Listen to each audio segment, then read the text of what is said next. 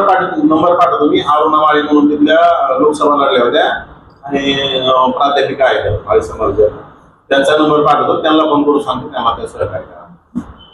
आता चिताडिका कोण आहे तो बी माझ्या परिचयाचा नाही.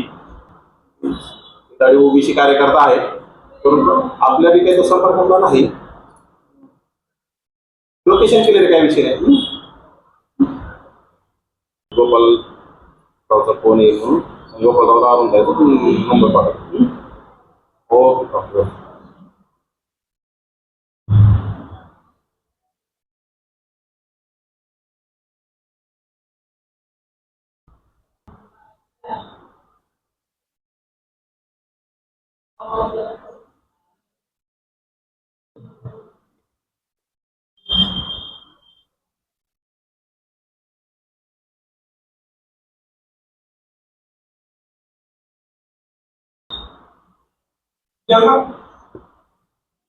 आणि विशेष म्हणजे की ज्ञानगिरी आणि ज्ञान डीएपीचा घोटाळा देखील केल्याचं अंजली दमन यांनी म्हटले, त्याची पुरावे देखील माझ्याकडे आहे. एकतर दमानिया ताई सपशेल म्हणजे कुठतरी बिनबुडाचे आरोप करत असतील.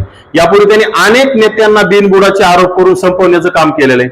त्यामुळं काय होतं, दमानियाताई ह्या आरोप करतात आणि कुठतरी आरोप करून एखाद्या नेत्यावर दबाव टाकायचा, सेटलमेंट करायची, हे सर्व महाराष्ट्राला माहीत झालंय. त्यामुळे दमानियाताईच्या ह्या वक्तव्याकडे कुणाचं लक्ष जाणार नाही, कारण की त्यांचा तो व्यवसाय आहे. त्या कुठतरी टार्गेट ओबीसी नेत्यांना जाणीवपूर्वक जास्त प्रमाणात टार्गेट करण्याचं काम आहे. खरं तर त्यांनी सिंचन घोटाळ्याचा आरोप केला, त्यामध्ये काय झालंय, खरं तर गडकरी साहेबांवर आरोप केला, त्यावेळी ते तोंड घशी पडलेले आहेत. त्यानंतर खडसे साहेबाचा असेल, हे सगळ्या नेत्याला काय झालंय. आणि खरं तर त्यांनी जालन्यामध्ये अर्जुन खोतकर यांचा घोटाळा बाहेर काढला होता, कारखान्याचा असेल याचा त्याचा का काढला होता. त्यामध्ये काय झालं, म्हणजे फक्त यांना आरोप करायचे, त्यांच्याकडून काहीतरी घेऊन जायचं आणि शांत बसायचं. म्हणजे नेत्यांना बदनाम करण्याचा हा अंजली दमानियांकडे मोठं म्हणजे नियोजन असतं. कुठतरी खोटे दस्तऐवज घेऊन यायचे आणि नेत्यांना दबाव टाकायचा, बदनाम करायचं आणि कुठतरी आपल्याला काहीतरी मिळवून घ्यायचं आणि शांत व्हायचं. संतोष देशमुख प्रकरणातील आरोपी जो कृष्णा आंधळे जो अजूनही फरार आहे, पोलीस काय करत आहे राजेश? खरं तर हे पोलीस प्रशासनाचं काम आहे. कृष्णा आंधळे याला पकडणं पोलिसाचं काम आहे. त्यांनी कुठून आणायचं, कसं आणायचं, पोलिसांनी कसून चौकशी केली तर नक्कीच सापडेल ना. यामध्ये कुठल्या नेत्याचं आणि कुठल्या काही संबंध येत नाही. परंतु कृष्णा आंधळे फरार असतील तर पोलीस प्रशासनाने त्याला तात्काळ अटक करावं. आणि कसं असतं, आरोपीची आम्ही कधीही बाजू घेणार नाहीत. जेवढे आरोपी असतील, ज्यांनी संतोषभाई देशमुख यांची हत्या केली, निर्गुणपणे हत्या केली, या सर्वांना फाशीचीच शिक्षा झाली पाहिजे अशी आम्ही सांगत आहोत. परंतु याच्यामध्ये कुठलंही राजकारण न आणता त्यावर कारवाई झाली पाहिजे. काल जे आहे देशमुख कुटुंबियांनी महंत नामदेव शास्त्रींची भेट घेतली. आता त्यानंतर नारायणगडचे महंत जे आहेत शिवाजी महाराज मस्तक येथील संतोष देशमुख यांच्या कुटुंबियांनी जाऊन भेट घेतली. आम्ही कोणाच्याही महंताविषयी वाईट बोलू शकत नाही, परंतु नारायणगडांचे महंत शिवाजी महाराज यांनी यापूर्वीच संतोषभाई देशमुखांच्या कुटुंबाला भेट द्यायला पाहिजे होती. कारण की ते ज्ञानी आहेत, एका नारायणगडाच्या गादीवरले महंत आहेत. ते इतक्या दिवस का गेले नाहीत? त्यांनी यापूर्वीच जायला पाहिजे होतं. तर हे उशिरा काहीतरी राजकारण आणण्यासाठी, कारण की महंत जरांगेचे कुठतरी लाड पुरवण्याचं काम महंत केलेले महंतांनी, आणि महंत कुठतरी जरांगेचे आणि महंताची साठवलूट आहे.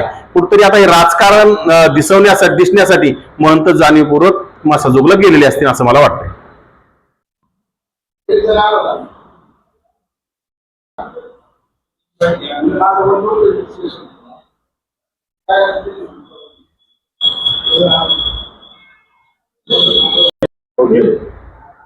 मला सांगा आबा की वाल्मिक कराड आणि धनंजय मुंडे जे आहेत निवडणुकी प्रचारादरम्यान रात्री 2 वाजता जरांगे पाटील यांना भेटल्याचं देखील त्यांनी म्हटलं. 2 तास जवळपास त्यांच्या चर्चा झाली.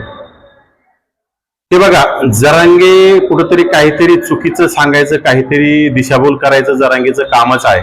खरं तर जरांगेने त्यावेळी का सांगितलं नाही की धनंजय मुंडे आणि वाल्मिक कराड निवडणुकीच्या वेळी मला भेटले, असं निवडणुकीच्या वेळेत का नाही सांगितलं? त्यावेळेस काय जरांगेने काही सेटलमेंट केली होती का? मराठा समाजाने खरं तर जरांगेला याचा जाब विचारला पाहिजे. तो संध्याकाळी 2-2, 3-3 वाजता ओबीसी नेत्यांना कस काय भेटू शकतो? या नेत्यांच्या विरोधात बोलतो त्या नेत्यांना तो कस काय भेटू शकतो? आणि त्यावेळी भेटल्याच्या नंतर मराठा नेत्यांना, मराठा कार्यकर्त्यांना, मराठा समन्वयकांना त्यांनी का नाही सांगितलं? म्हणजे नक्कीच याच्यामध्ये काहीतरी त्यावेळेस त्यांनी काहीतरी तोडपाणी केली असेल, जरांगेला काही खोकं वगैरे मिळालं असेल म्हणून त्यावेळेस. आता जरांगे पुन्हा फडफड करायला लागला, म्हणजे संपलेला विझत आलेला दिवा फडफड करत असतो अशी जरांगीची अवस्था झाली. त्यामुळे जरांगीने मागच्या कुठल्या गोष्टी सांगण्याला काही अर्थ नाही, त्याच्यावर कोणाचाही विश्वास नाही. विजय वडेट्टीवार यांना जे काही म्हणजे माकड उठतात आणि काही बोलतात असं विजय वडेट्टीवार यांना माकडाची उपमा जे जरंग पाटील. खरं तर माकड ही उपमा जरांगे यांना अत्यंत आणि एकदम व्यवस्थित सूट होती, कारण की जरांगे माकडासारखे दिसतात ना. विजय वडेट्टीवार देखना गोरापान गोरा गोमटा ओबीसीचा नेता आहे.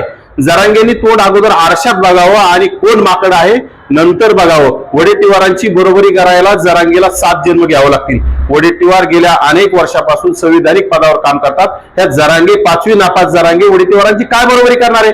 याची भाषा काय, बोलतोय काय? वडिलांप्रमाणे असणाऱ्या माणसाला जर ह्या भाषेत बोलत असेल तर माझं मराठा समाजाला आव्हान आहे, तुमचा जरांगे काही बोलायचं तुम्ही ते खपवून घेता आणि आमच्यासारख्या कोण एखादा जर वेगळं गेलं तर तुम्हाला राग नाही आला पाहिजे. म्हणजे आमच्या महंताविषयी तुम्ही वेगळं बोलायचं, तुमच्या महंताने जातीवाद केला तरी तुम्ही त्यांना पाठीशी घालायचं, तुमच्या जरांगीने आमच्या ओबीसीने त्याला म्हणजे वेगवेगळ्या याच्यात संबोधायचं, वेगवेगळ्या याच्यात त्याचा हे करायचा. आणि तुम्हाला जरांगीची एवढा पोका येण्याची गरज नाही ना. अगोदर तुमच्या जरांगीला ज्ञान द्या, अगोदर जरांगीला भाषा शिकवा. एकतर हिंदी येत नाही, एकतर बोलताना कुठतरी आरवाची आणि शिवीगाळ करण्याची भाषा येते. अगोदर जरांगीला कुठतरी ट्युशन त्यांनी मराठ्यांनी लावलं पाहिजे, नंतर जरांगींनी बोललं पाहिजे. कृषी मंत्री